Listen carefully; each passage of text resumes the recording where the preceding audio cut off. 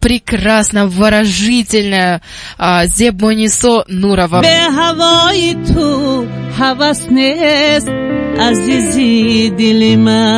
شما چرا دختری را انتخاب نکردید؟ برای اون که من پدرم تست کشید گرفت. یگان مشت و لگد طرف پدر از طرف مادر بود یا اینکه نه من خلاصه کردم که دو زبونیسا رو با هم بپیوندیم. بله. جنگ نمیشن. هر متای را خریدار است در بازار حسن. هر متای را خریدار است در بازار حسن. Пушкин или Лермонтов? Пушкин. Семья или друзья? Оба. در گوشه تابوتی غریب ماتمی.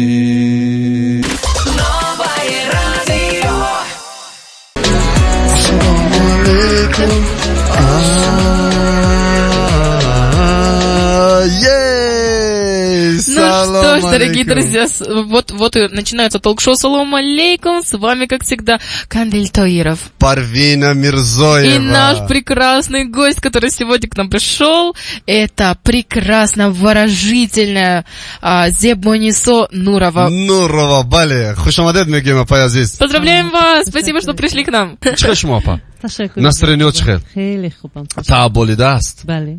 انرژی صبح است یا اینکه شام؟ صبح. وای. باید اکنون ما انرژی رو همین گونه کنیم که بعد از تمرین ها، لیکن بعد از تمرین صبح با فکرم. بله. بسیار خوب. شما رو خوش آمدید میگیم یک بار دیگر بر رادیو نو. تشکر که دعوت ما رو قبول کردید آمدید بر رادیو. امیدوار هستم که یک صحبت خوب خواهیم داشت چون شنونده ها نیز خیلی هم انتظار هستن. اما بسیار میدونید ما پیش از آنه که برنامه رو شروع کنیم تنها گفتنی هستیم که بسیار سورپرایزها در پیش ما رو انتظار است. بسیار سوال های جالب در پیش ما رو انتظار است. Очень интересные вопросы.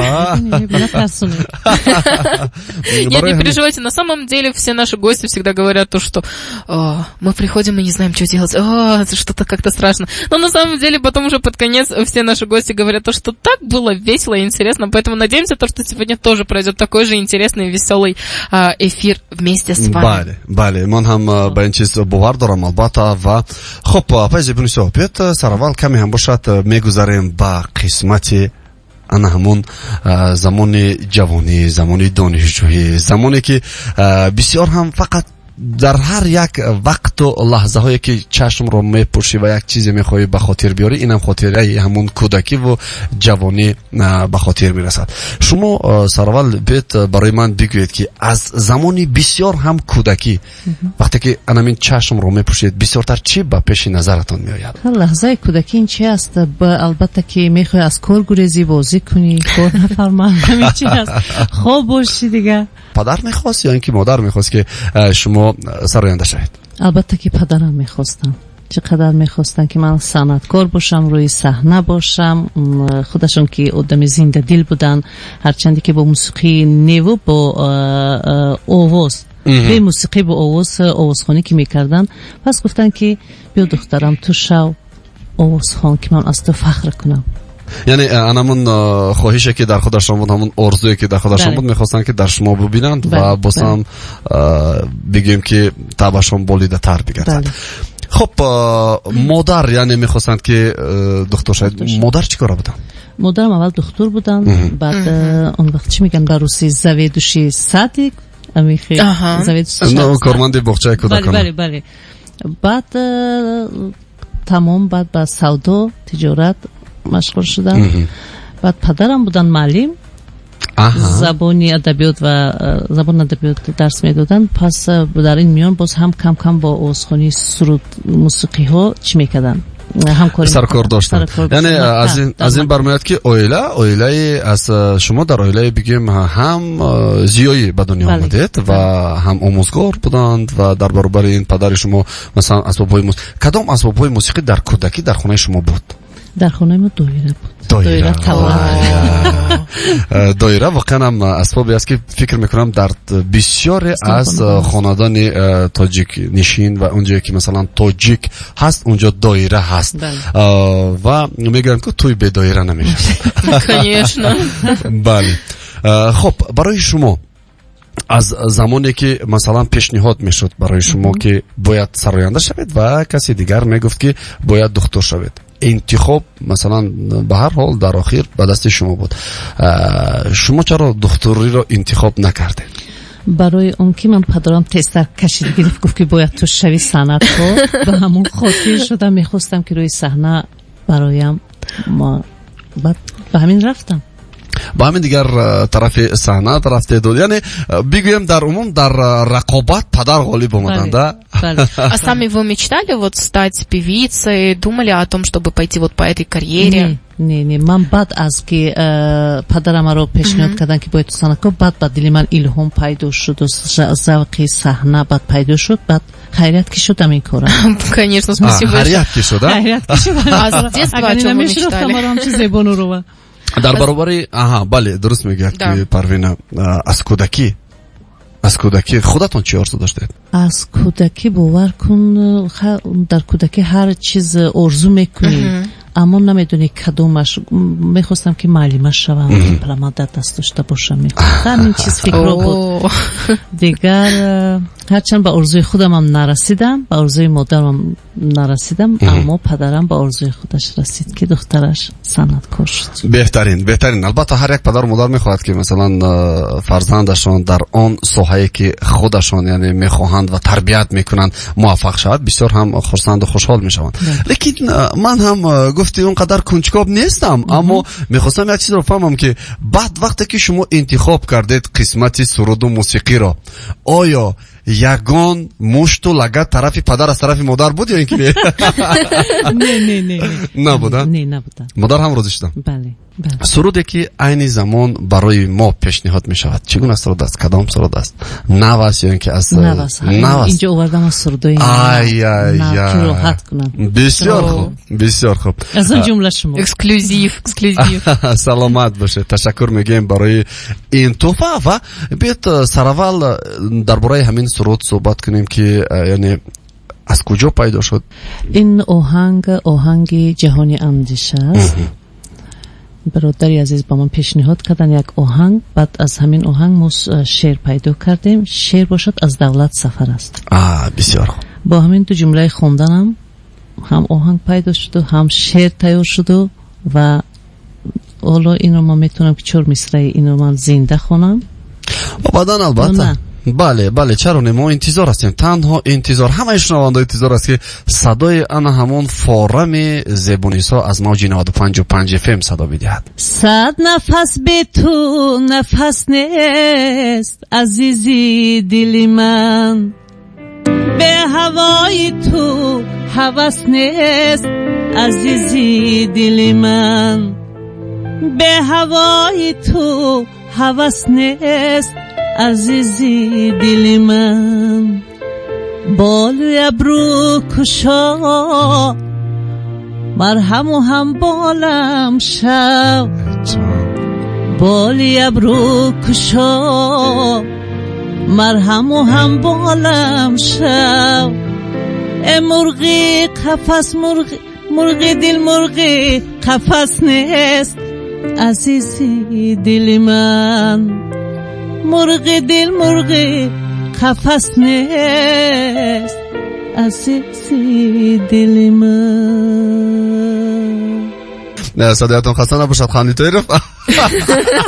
زیبان نور و امروی زیبان نور و بله پای عزیز در اینجا واقعا در تلگرام یک شنونده ما نوشته است که السلام علیکم، خوش آمدید به رادیو نو، تشکر اپا، بسیار هم خوب، سرودی بهترین بود، حلاوت بردیم، باز هم تشکر، 100 ساله شوید. زنده باشید. Вот вы 13 лет назад улетели в такую прекрасную страну, как Нидерланды. Мы сегодня о них говорили, как раз-таки о Нидерландах говорили. Сафар кардим.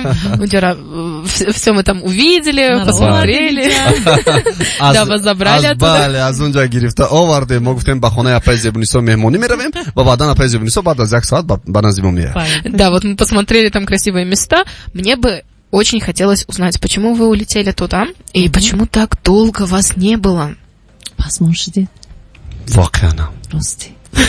شخصا من چون بسیار هم ما از کودکی با سرودهای شما کلان شدیم واقعا برای همین هم شخصا من بسیار پژمان شدم و گفتم که کی باشد و کی و این روز هم فرا رسید. بله زیبا باشد و ما البته و این روز هم فرا رسید واقعا. Мы очень рады, что вы вернулись. А чем вы занимались там в Нидерландах? Как вы работали там, может быть, чем вы занимались? راستی در اونجا من به می کاری صنعت مشغول بودم و کودکا که خرد که بودن و تربیه اونا بودم. یک چند مدت استراحت هم کردم. پس من دیدم که صنعت بازم مرا زور آورد.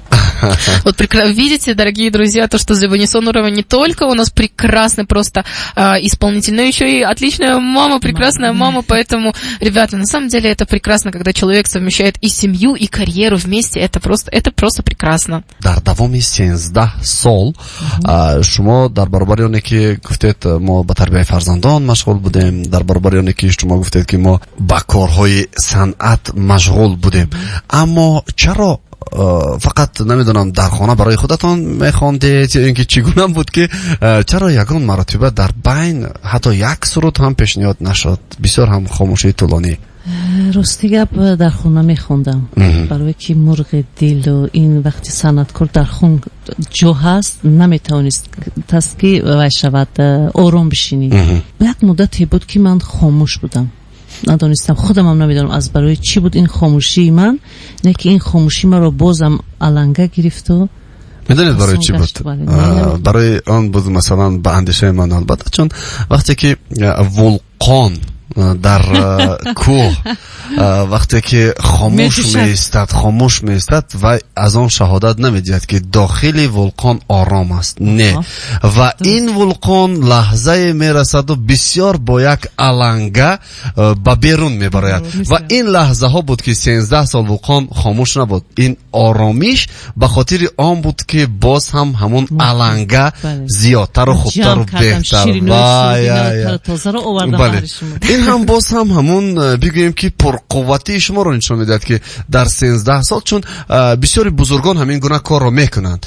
حتی خیام تا جایی که یک روایت هم هست که چندین سال با چقوری زمین وارد شد تا اینکه ستاره ها را خوب یعنی ستاره شناسی بسیار هم معروف شود و از میگفتن چرا با اون پایان میره، نمیدونم اگر که خطا نکنم 200 متر زیادتر بود چون و میگفتن چرا با پایان میره اونجا هوا نیست، اونجا بعضن میگفت من اگر چقدر به زمین نروم آسمان را خوب تغییر کرده نمیتونم.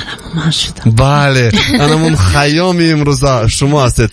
وقتی که شما به دانشکده هنرهای زیبا آمدید شما در اونجا وقتی که گفتن که تمام شد وقتی با کدام سرود من خوب در خاطرم نیست دیگر چون اون سالها ما سالهای پیش بود اون زمان ما نه جوان بودیم دیگر هر سود بگیم که سال کدام سال شما داخل شدید بعد دانشکده؟ سالی با می میدونم که سال 95 تمام سال 95 تمام کردید نباشد 5 سال شما سال 90 ما در سال 90 اون وقت خاطرم نقض نبود نه 25 ساله بودیم خیرت کسی کلان شده دو خاطرت بله اما در اون سالها یعنی شما رو وقتی که گفتن که تمام چی احساس بود؟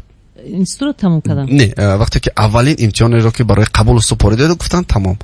گفتن تمام روشین من فکر کردم که تمام رو با یک سرود سنجیدن اونجا. از من نه اینشون نه نویس نه یگون چیز سوال جواب نبود فقط گفت یک چند سرود خون. یک سرود خوندم نیم کلا گذاشتین پس اون گفتن که تو گذاشتی گفتم من همین بود که امتحانی من. گفتن البته با هم یک آواز خود با یک شعر خود من گذاشتم. کدام سرود بود؟ یادم نیست بود از کدام آوازخوان‌های بود که دوست می داشتم. این سرود با کمک پدر تیار شده بود؟ نه از تلویزیون دیدم امیره خونده بودم گفتن که خون من سر بدم بعد سرود رو انتخاب کردم و شما با شما نه خودم از کسی بود از ما آوازخوان‌های زن بود یادم نیست. در امتحان از استادای کیها بودن؟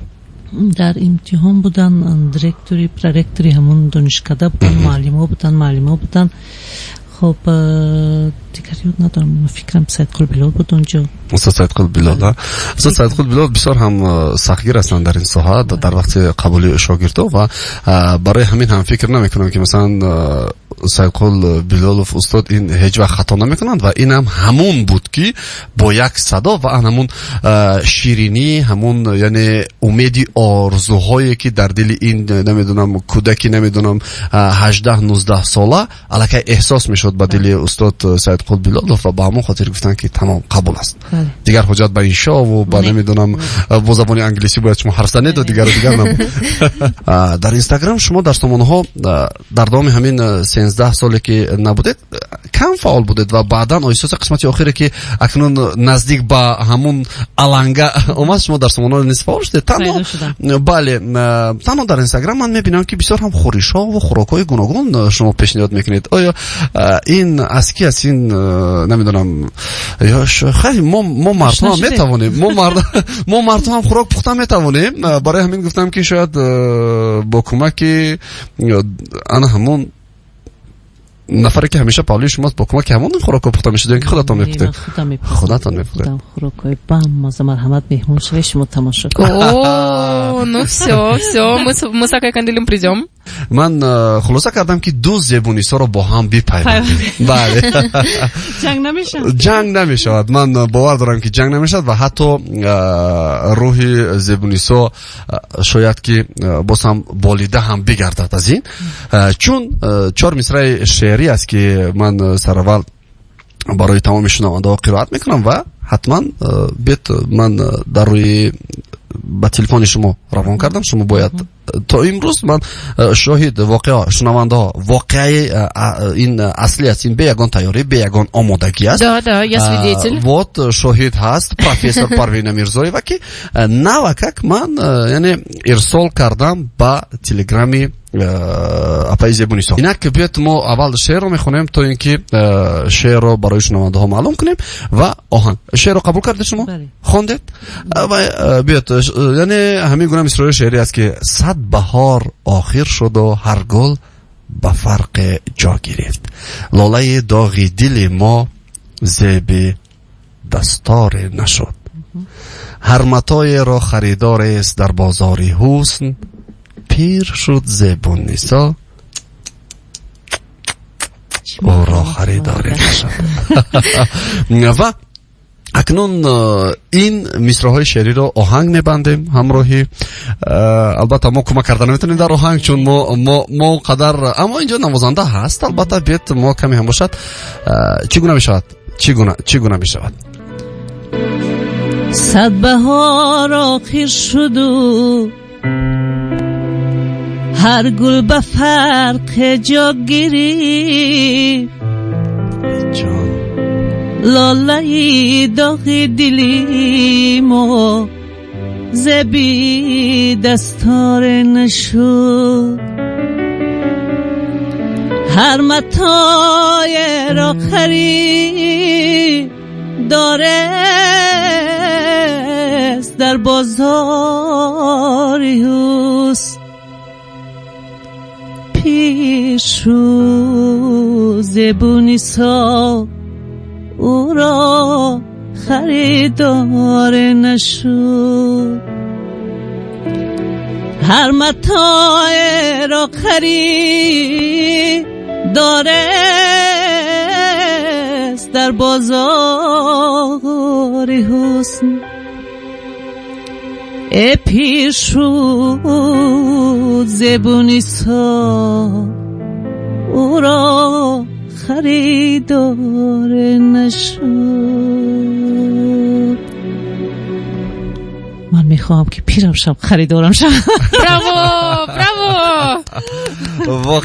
براو واقعا احسن. من میدونید وقتی که گوش کردم زبونیسای حقیقی رو نیز احساس کردم در این آهنگ. بله واقعا هم دیدم، چون زبونیسا همین گونه نالیش داشت، زبونیسا همین گونه آهنگ داشت، زبونیسا همین گونه خواهش داشت و زبونیسا بود که یعنی تا امروز زنی تاجیک همچون یک سخندان یعنی معرفی شد از زمان زبونیسا تا امروز. و اما واقعا هم چون از روی قصه ها ما میدونیم که پیر شد زبونیسا او را نشدن. اما خریداران زبونیسا امروز میلیون ها هستند تا امروز و زبونیسای مخفی نفری شد که حتی هر یک مصرع های شعریش، هر یک کلمهش، هر یک سخنش، هر یک آهنگش امروز میلیون ها خریدار پیدا کرد. به مانند زبونیسای عزیز و گرامی ما که پهلوی ما نشسته. سلامت باشید.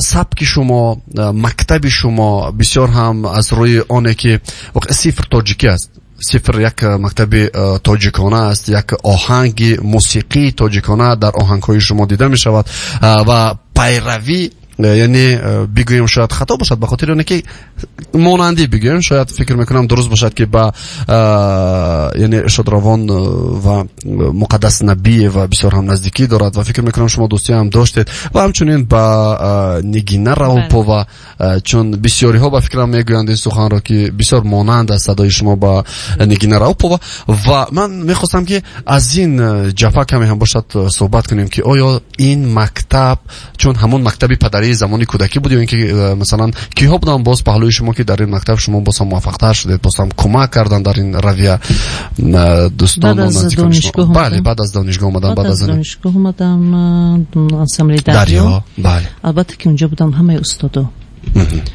یک از اونها شادروان نگینه راوپو و دیگر محرمه لولا شادروان قربان علی عبدالله قربان علی بودن پهلوی نو بودم. من خیلی هم شاد شدم که در بری نو آمدم ایستادم و هم کمی باشدم از اونو گرفتم یک چیزی خوب. خب میگن از همون گلهای بسیار هم موفق بگیم همچون زنبور همون چیده بله چیده گرفتیم و امروز ببینیم جمع کردم و پیشنهاد میکنیم. بله خب این زمان بیت اکنون سرود نوبتی رو برای شنونده پیشنهاد میکنیم. کدام سرود است؟ یک سروده که پیشنهاد میکنیم اینم البته از شادروان استاد پای نگینه است. من رو کمتر دگرگونی کردم و با طریق زمانوی میخوام همی رو سرایم رفتیم. های پیشی گلی صد برگ سلامی بسیار، های پیشی گلی صد برگ سلامی بسیار، های آروم دلی آمدن اوای ندارد امسال، های آروم دلی آمدن ندارد امسال،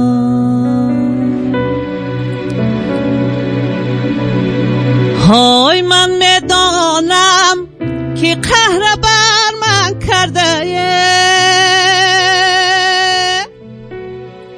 های من میدانم که قهر بر من کرده،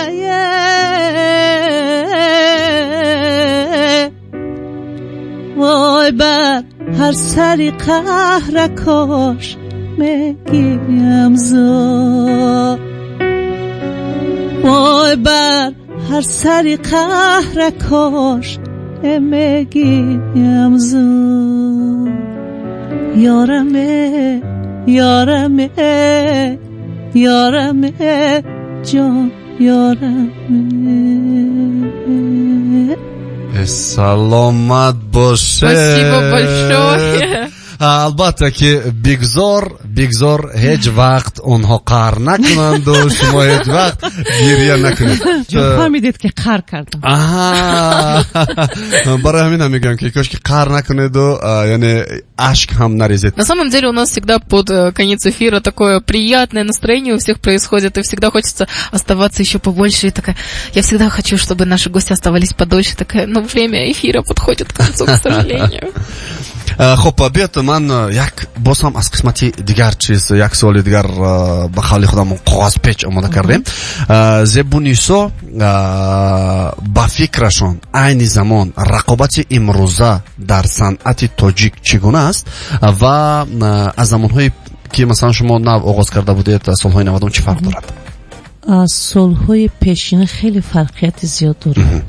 سالهای پیش همه چی جدی بود. بعد موسیقی امون آوازخوان شعر و سرود رو بسیارتر گوش کردن، پیشکش میکردن با مردم، اونا بسیارتر گوش میکردن. با مضمون اون رو در نظر دارم، با مضمون بود همه چی. حاضر اکو دیگه میخوند مرم برای تو، خورم تو رو، مردم برای تو. دیگه او قدر برای من این چیزا معنی ندارد. و فکری من همین است که پیشرفت زمانه خطی اینو میروند. درست؟ بله. برای همین هم یعنی امروز با فکر شما مثلا موسیقی امروزی تاجیک، ما بیرون از تاجیکستان البته نمیرویم، موسیقی امروزی تاجیک تا کدام اندازه با اندیشه شما میتواند معرفگری موسیقی تاجیک باشد در عرصه بین المللی؟ هر یک ملت البته که وی خود را دارد، موسیقی خود را دارد، لباس خود را دارد. از اون جمله ما داریم سرودهای فلکی خوب داریم که میتونه که با این علاقه ما رو شناختن. بله. و میخواستم که بسیارتر حرکت کنن که همین چیز از دایره همین چیز بیرون نبرد. اروپا البته که به خودش معلوم است باید تاجیکستان به موسیقی خودش پیش رفته باشد. بله محترم، نفرانی که سر و کار دارید با موسیقی باید همچون یک استاد سنت شما حتما این اندیشه رو قبول کرده باشید. و این زمان بیت کمی هم یک سنجش دیگر میگذارونیم از طرف پروین میرزاییوا، چون پروین میرزاییوا برای سوال دادن بسیار هم یک فعال است. سر و گرنگ میکنیم. Но сегодня на самом деле я свой пыл так поумерила, потому что сегодня у нас очень прекрасный гость, поэтому я такая: так, Парвина, сегодня давай свои вопросы, сегодня меньше. Сегодня давайте у нас будет легкая, непринужденная обстановка. А то, да, я очень сильный профессор, который не щадит никого. Да. Никого. امروز اکنون تشکر که امکانیت رو با من دادید چون من سوال بارون کردم، اما به هر حال ما آماده هستیم فکر میکنم و یک به قول دیگر فقط کوتاه تست باید جواب کردن به هر یک سوال. Такой маленький блиц-опрос сейчас будет, я вам буду задавать два варианта, а вы мне ответите. Это все только ваши впечатления, вот, допустим, вы сами выберете то, что вам ближе к сердцу. Итак, начнем? Тогда давайте. Душанбе или Амстердам? Душанбе. Новая школа или классика? Классика. Семья или карьера? В данный момент карьера. Яркая или темная? Яркая. Пушкин или Лермонтов? О, Пушкин. Ван Гог или Леонардо да Винчи? Дома шагуем. Ван Гог. Принцип или сомнения? Принцип. Прошлое или будущее? Будущее. Яркое или темное? Яркий. Сладкое или соленое? Сладкий. Город или провинция? Провинция. Читать или писать? Читать. Семья или друзья? Оба. Правда или ложь? Правда или ложь? Правда. Кофе или чай? Чай. Яблоки или груши? Яблоки. Розы или тюльпаны? Тюльпаны. Национальная кухня или другая? Национальная. Ну, на этом мы вопросы закончились. Мы поздравляем. Это было очень... Вы большая молодец. حاضر جوابی همیشه یعنی با نفع شما انجام میدم. Мы знаем то, что вам больше нравятся тюльпаны. Да. Все. Теперь мы будем это знать. در این برابر البته Ребята, завтра отнесите тюльпаны. اصلا مهم روزا میشه مهم باشه да. بله البته مهم باشد و اصلا مهمتر از بودن شما این است که واقعا هم استراحت میکنید. من کفالت میدهم به این، چون ما هنرهای یعنی سرودهای انیخترش بسیار هم گوناگونی زبانستان رو ما بسیار دیدیم شنیدیم الکی و چندین سال انا این ولقانی که گفتیم الکی علنگه میگیرد و شما را البته انتظار است با همون شعله های بسیار هم پر از نوری که در تالار کاخ سروش خواهیم دید. و این زمان من اینجا یک سوال است میخواستم برای شما پیشنهاد کنم. اپای زبونیسا سلام، خوش آمدید بر رادیوی نو. میگن که شما در خانه هم با مانند صحنه لباس‌های ملی قطعی زندگی میکنید؟ البته نه، بعضن بعضن وقت میپوشم کرتای تاجیکی در اونجا دارم. اگر خواین این دفعه عکس گرفته روی میکنم. Ну все. یعنی لباس‌های ملی برای شما خاصه. چرا مثلا فقط با لباس ملی برآمد میکنید؟ ندونم، همین چیز برای من مقبول تر است. چون از زمانی حتی از جوانیتان همین گونه بود. بله. از زمان جوانی تا حال من به همین یک لباس رفته استادم، نمیتونم همون شوم. خب دیگر اون نفری که ملتش رو دوست می‌دارد فکر میکنم موسیقی کشورش رو دوست می‌دارد. این بود مهم. بله، احساس همین احساس یگانه است. ما گزارش نکردیم با قسمت، چون وعده دادیم قسمت فلکی. کدام مصرعی شعری رو میتونن طریق فلک پیشنهاد شنونده ها بگردانه؟ یک جای مصرعی؟ اگر که من دانم این مصرع ها رو. خب من میخونم، شما از من تکرار. بله رفته کنه. ای در دامنی دشت گله که یک تاره منو ای در دامنی دشت گله که یک تاره منو ای در شهر شما غریب بو بیچاره منو ای در شهر شما غریب بو بیچاره منو ای در شهر شما غریب بپرسیدن نیست.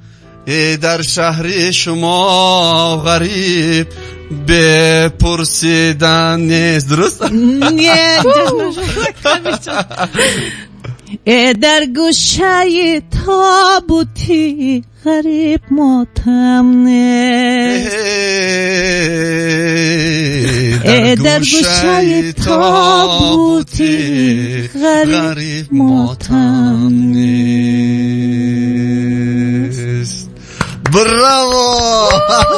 من میترسم که بعد از من این سنتی مرا میگرد، مرا بینی میکنه. Не переживайте, он не займет. شما بهوده مرا اینجا دعوت نکرد. Я вас не пущу, чтобы он заметил. بله، در این موضوع راستی گپ من همین همین فلک رو، چون در کودکی در وقتی که مثلا ما علف دروی میرفتیم بکو، چون همیشه همین چیز به نظر میرسد. ای سر تا سری ناردونه، اینم وقت همین خیلی شمالک میوزد با برگ گندمه. یعنی همین چیزای خلقیه که از کودکی ما، از اینم از شما هست، یعنی از استادای ساحه صنعت فلک و ما از کودکی آموختیم تکرار کردیم آموزش سایقل ندادیم این ساحه و همین سمت کمی هم باشد ما، یعنی ما رو آورد با بگویم که تا اینجا، تا پهلوی شما. لیکن خب چگونه بود زمان کودکی کمک میکند؟ البته چرا نه؟ بله میکنم. پیسند آمد؟ بله. صدای قندیل تعریف میشود؟ میشود و میکشه بزرگ یک ایلاج میکنیم. اما به هر حال من راستی به این ساحه اگر خود به شاگردی میگی یک کم پیشنهاد در پخش مستقیم رادیو نو از طرف اپای زیبونیسا. راستی گپ من قسمت فلک رو دوست میدارم، از سرودخوانی تنها فلک رو. اما عموما در اندیشه‌ام و در نقطه و در بگیم که آینده زندگیم عموما هدفم نبود که من به ساحه فلک میرم. شاید همین سبب شود که من چند سرود فلک بسرایم و من هم راضی هستم. Ну все, как Андрей. Меня тоже заберем. قبول. خب واقعا مکنون ما میخواهیم که چون اینقدر صحبت و چهره و انرژی شما شیرین است که نمیخواهیم خیر بگیم نه به شنونده. ما تا ساعت 10 بود و که ساعت 10 و 1 دقیقه شد. یعنی بیاد در آخر باز هم به یک سرود جذاب، به یک سرود بسیار هم خوب ما میتوانیم که برنامه را جنبست کرده باشیم. اما پیش از این درباره барнома дар бораи шунавандаҳо, барои шунавандаҳо ва мо каме ҳам бошад барои бинандаҳое ки мехоҳанд аз наздик суҳбат карда бошанд, мо як суоли дигар метиҳем, инам дар бораи ана ҳамон концерте ки фардо баргузор мешавад. Чанд ҷумла дар бораи ҳамон концерт ҳарф мезанем ва бо ҳамин фикр мекунам ки ҷамъбаст конем. хост маълум аст ки ман фардо концерт дорам. бале, ба ҳамаи мухлисон, шунавандагон мехоҳам ки ба концерти ман иштирок кунанд ва як чанд суруди наву тоза баҳри оно ман ҳаракат карда ки староидам, як рӯзи истироҳати худшона ба ман бахшанд. марҳамат. бале, мо шуморо интизор ҳастем. бар фаромӯш намесозем дар кохи суруш. фикр мекунам ки бисёр ҳам як рӯзи хотирмон барои ҳар як кадоми шумову мо хоҳад буд. мегзарем барои шунавандаҳо ягон гуфтанӣ бошад агар марҳамат ва баъдан ба сурат. ташаккури зиёд ки маро инро тоқат карда гӯш кардам. рӯзи субҳи саҳар ба шумом ташаккури зиёд. хеле барномаи хуб буд, хеле озодам худамро ҳис кардам ва мехоҳам ки бисёртар маро даъват кунед. ҳатман ҳамин зинда чизе ки дар дили ман ҳаст, ман мехоҳам ки ҷабида бигирем барои ба шумо мухлисон чӣ шавад, чӣ меган. албатта ман фикр мекунам ки дар назар доред ки бисёр ҳам писанд шавад ва ҳамон чизе ки аз шумо интизор ҳастанд ҳамонро қабул карда бошанд дар зиндагиашон. ва ба монанди мо кӯдакону наврасон ба фикрам хеле зиёд ҳастанд ки баъди чанд, яъне кӯдакону наврасон дар назар дорам чанд сурудҳое ки милли аст, бояд кӯдакон ҳам омӯзиш кунанд. аз ин бояд ма таги хонатон меом, то пага биё, ма тара дӯст медорам, духтари хола, яъне ин гуна сурудҳо қатъи набояд мо ба воя бирасем. бигзор воқеан ҳам садои шумо ҳамеша пойбарҷо бошед, ҳамеша рӯи саҳна бошед, ҳамеша анамин сурудҳо як не, ду не, 10 не, 100 ҳазорҳо шавад, то ин ки пахш карда бошем бо суруди миллии сифр тоҷикӣ пешниҳоди шунаванда ва бинанда гардонида бошем. бори дигар шуморо ташаккур мекунем, хушомадед мегӯем ва бо ҳамин мо гузариш мекунем ба суруди навбатӣ. кадом суруди навбатӣ? суруди навбатие ки инам вай аст. براحت انتظارم تا کیافی بیا خوش و دلی بیچاره من سری سوداییم خم گشته به تو دلی بیچاره پر غم گشته به تو ندارم طاقتی دوریت یار ندارم طاقتی دوریت یار بیا که دیده پر نم گشته به تو بیا که دیده پر نم گشته به تو جدایی جدایی جدایی سکم گرفت. زکاتون خسته نباشد.